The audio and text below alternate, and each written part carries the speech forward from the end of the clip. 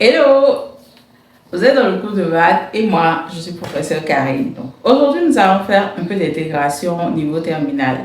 L'idée, c'est de vous apprendre à faire l'intégration par partie. Parce que, disons-le nous, si vous ne maîtrisez pas l'intégration par partie, je vous déconseille d'aller vous asseoir dans la salle de proposition ce jour-là pour dire que vous voulez composer. Parce que s'il y a intégration dans une épreuve du bac, ce sera très certainement une intégration par partie.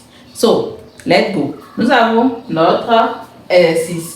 Trouver les nombres réels A et B tels que quel que soit X élément de l'intervalle 0, 1, union 1 à plus infini. On a 1 sur 1 moins X égale A sur X plus B sur 1 moins X. Ensuite, maintenant, on nous demande de faire l'intégration par partie. Pas intégration par partie, calcul l'intégrale J. J étant l'intégrale de 2 à 3 ln de X, 1 sur X, le tout au carré dx. Nous allons commencer par la première partie, la détermination de A et de B. Cela se fait de manière assez simple. Il suffit juste de réduire A et B au même dénominateur et de faire la somme. Donc, ça va faire XB, X fois B, donc BX, plus A fois 1 moins X, A fois 1 moins X, le tout sur le produit des dénominateurs.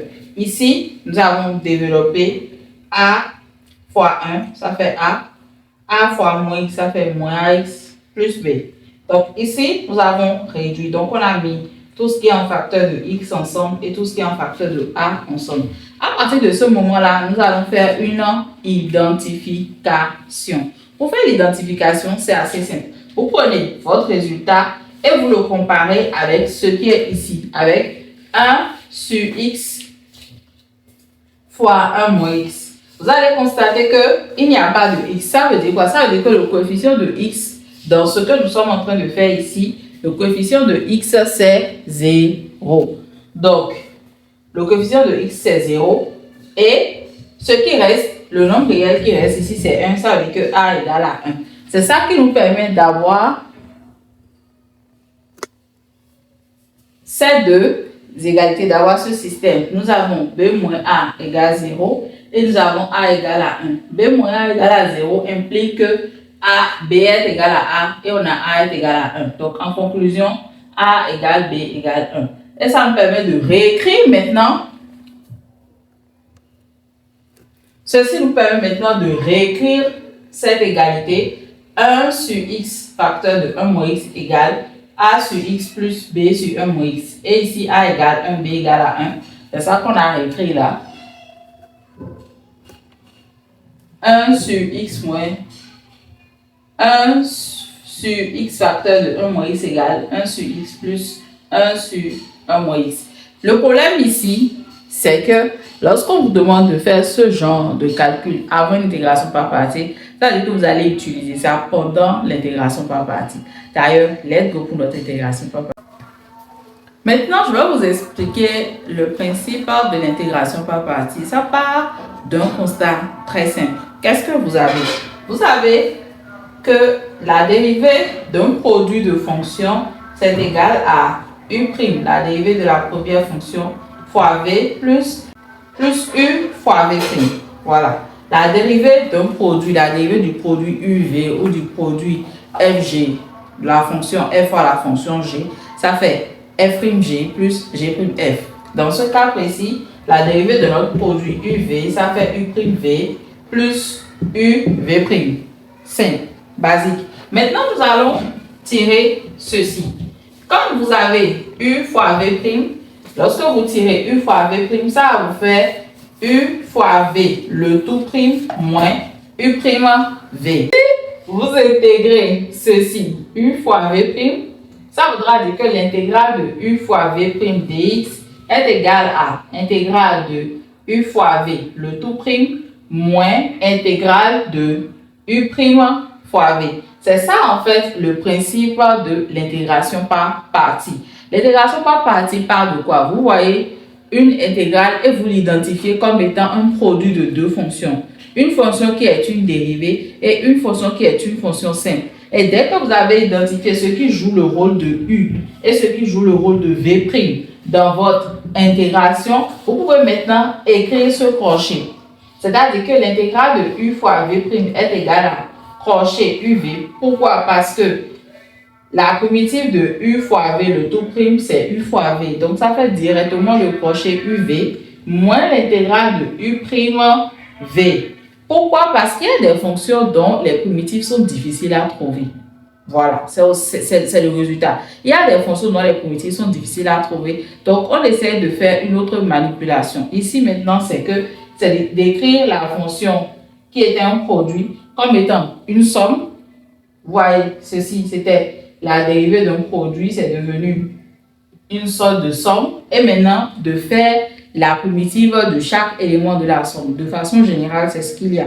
Mais voilà d'où vient le principe de l'intégration par partie. Nous allons utiliser ce principe-là pour déterminer l'intégrale de notre intégrale J. L'intégrale 2 à 3 de ln de x, 1 moins x au carré dx. En intégrant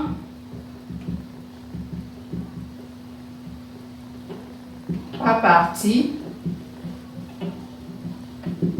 on a donc dans cette intégration, notre premier travail, c'est d'identifier ce qui joue le rôle de U, ce qui est la fonction, et d'identifier ce qui est la dérivée. Quand vous avez l'intégration par partie où il y a le logarithme hypérien, il faut prendre le logarithme hypérien comme la fonction et pouvoir la dériver. Et comme ça, vous allez pouvoir faire partie du logarithme. Et vous prenez l'autre fonction comme étant une dérivée et vous déterminez sa primitive. On y va. Donc, on pose U de x égale ln de x, ce qui veut dire que U' de x égale 1 sur x et V' de x égale à 1 sur 1 moins x au carré. Donc, nous avons pris notre dérivée qui est 1 sur 1 moins x au carré et nous allons déterminer sa primitive. C'est pour ça qu'il est très important de connaître le cours. Vous voyez, ceci, cette dérivée-là, c'est U' sur U exposant R. Donc, quand vous avez une fonction qui est sous la forme U' sur U exposant R, sa primitive, c'est, on va l'appeler grand F de x. Sa primitive grand F de x, c'est moins 1 sur R moins 1, U exposant R moins 1. Donc, regardez, si vous dérivez ce qui est à l'intérieur ici notre U c'est 1 moins x. Si vous dérivez ce qui est à l'intérieur ici, 1 moins x, vous allez obtenir moins 1. Donc, ce qu'on va faire, c'est qu'on va juste sortir un moins ici. On a 1 moins, on va sortir moins 1 sur 1 moins x au carré. Donc, ça, sa primitive, c'est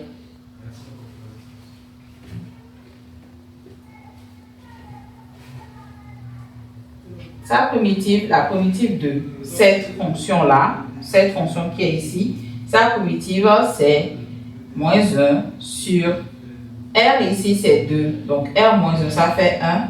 Donc, on a 1 moins x exposant 1. Donc, c'est moins 1 sur 1 moins x. Mais comme il y a un moins, cela voudra dire qu'on va appliquer le moins ici. Donc, la primitive de ceci, ça va faire 1 sur 1 moins x. C'est bon? On peut aller. Donc, on prend, parce que c'est une primitive, on prend V de x égale 1 sur 1 moins x. Jusque-là, nous avons appliqué le cours. Maintenant, nous allons écrire notre intégration par partie. Donc, J égale intégrale ln de x 1 moins x au carré dx égale encore. Maintenant, vous allez appliquer le principe comme on l'a dit. On prend d'abord le crochet UV, U fois V, donc ça fait crochet ln de x fois ça. Donc ça fait ln de x sur 1 moins x. Moins maintenant, intégrale 2 à 3 de U'(V). Pourquoi? Parce que ce que nous avions avant, c'était UV'. Et on avait déjà montré que quand on a fait l'intégration par partie, intégrale de UV', c'est égal à crochet UV moins intégrale de U'V. Donc, U'V, ça fait 1 sur x, 1 moins x dx. Maintenant, pour pouvoir se faciliter les calculs, moi, je vais appeler ceci soit J1 égale au crochet ln de x, 1 moins x pris entre 2 et 3, et J2 égale intégrale de 3 de 1 sur x exposant 1 moins x dx. Donc, on va calculer J1, J2 et après, on va tout regrouper dans J.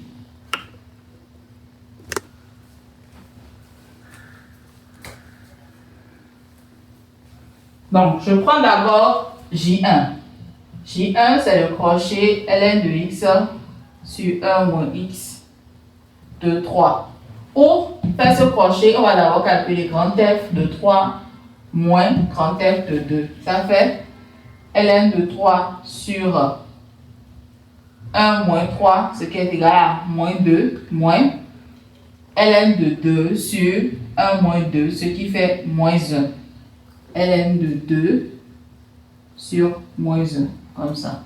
Donc là, nous aurons moins ln de 3 sur 2 plus ln de 2. Ça, c'est J1. Maintenant, nous allons calculer J2.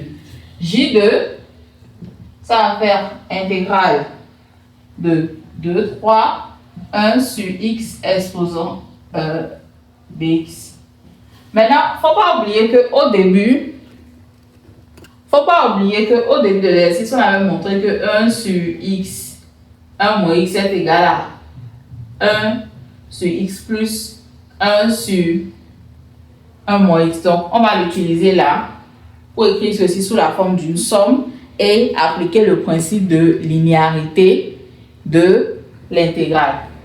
Donc, ça égale à intégrale de 1 sur x plus dx de 3. Donc, ça fait l'intégrale de 2 à 3 de 1 sur x dx plus intégrale de 2 à 3 de 1 sur 1 moins x dx. Ceci, on connaît directement sa primitive. Sa primitive, c'est ln de x. Donc, ça fait le crochet ln de x. Celui-ci, on connaît aussi sa primitive parce que ceci, c'est aussi U' sur notre moins et nous allons gérer ces deux éléments. En gérant ces deux éléments-là, nous avons U' sur U, donc ça fait ln de valeur sur de ce qui est au dénominateur. Donc, ln de x moins crochet ln de valeur absolue 1 moins x et entre 3 et 2. Donc ceci, ça va faire ln de 3 moins ln de 2 et ceci, ça va faire ln de 2. Ceci va faire ln de valeur absolue de moins 2, ce qui fait ln de 2 et moins ln de 2, 1 moins 2. Ça fait valeur absolue de moins 1, c'est encore valeur absolue de 1 et ça va faire 0. Donc moins ln de 2. Donc ceci, ça va faire ln de 3 moins 2 ln de 2. Ça, c'est J2. Et nous allons finir notre intégration J, c'est J1 moins J2. Donc, on y va. Voilà. Maintenant, nous allons calculer J1 moins J2. On a déjà J1. J1, c'est moins ln de 3 sur 2 plus ln de 2. Et J2, c'est ln de 3 moins 2 ln de 2. Et J1, J, c'est J1 moins J2, comme nous l'avons montré ici. C'est J1 moins J2. C'est ceci qu'on a appelé J1 et ça qu'on a appelé J2. Donc, on y va.